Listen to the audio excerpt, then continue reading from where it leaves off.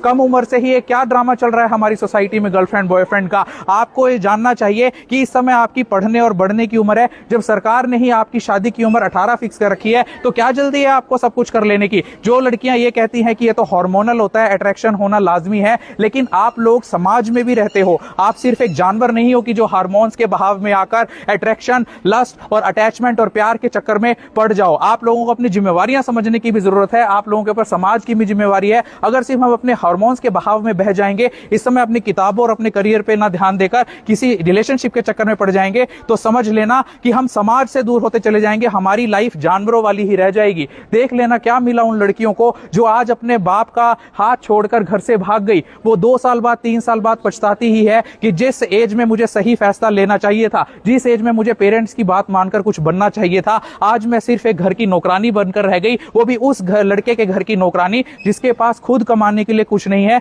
जो पंक्चर लगाता है, जो मैकेनिक है। क्या आप एक पंचर लगाने वाले से शादी करना चाहती हो? कितनी लड़कियां एक पंचर लगाने वाले से शादी करना चाहती हो?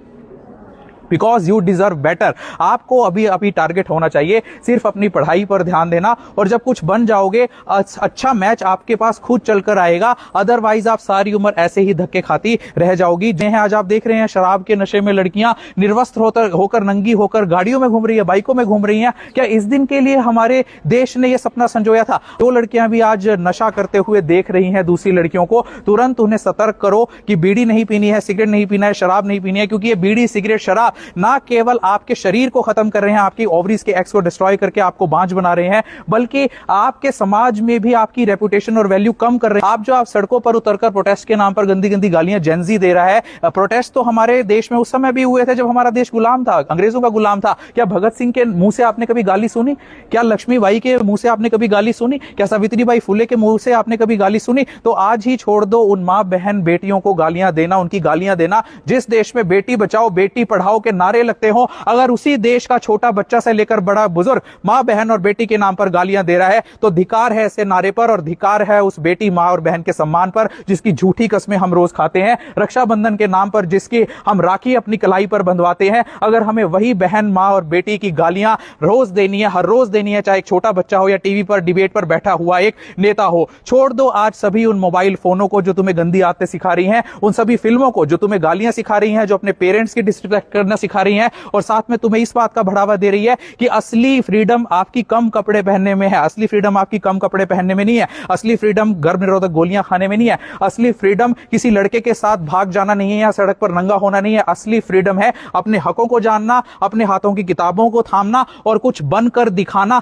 तब सही मायने में आपको दी हुई फ्रीडम और मां बाप का भरोसा जो आपके ऊपर है वो कामयाब हो जाएगा। अदरवाइज ऐसे ही हमारा यूथ और लड़कियां सड़क पर बर्बाद नजर होती आएंगी। फिर से हमें इस कंट्री को, इस भारत को ग्रेट बनाना है, महान बनाना है। हमारे ऊपर ये जिम्मेवारी है। हमारी जनरेशन के बाद जेन जी और जेन अल्फा की ये जिम्मेवारी है कि देश को दोबारा से महान बनाना है, ना कि उसे डुबाना है। आज पूरी दुनिया में थू-थू हो रही है हमारे देश की कि हमारे यूथ इतनी गंदी हरकतें करते हैं सड़क पर उतरकर।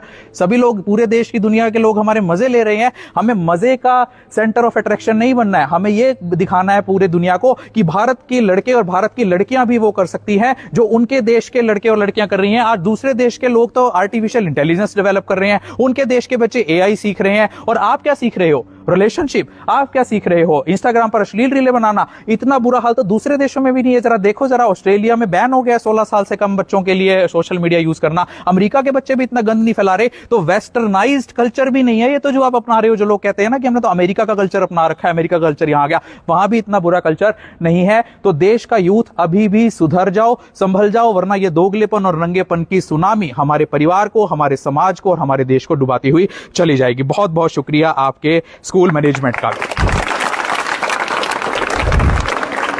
भारत माता की, भारत माता की।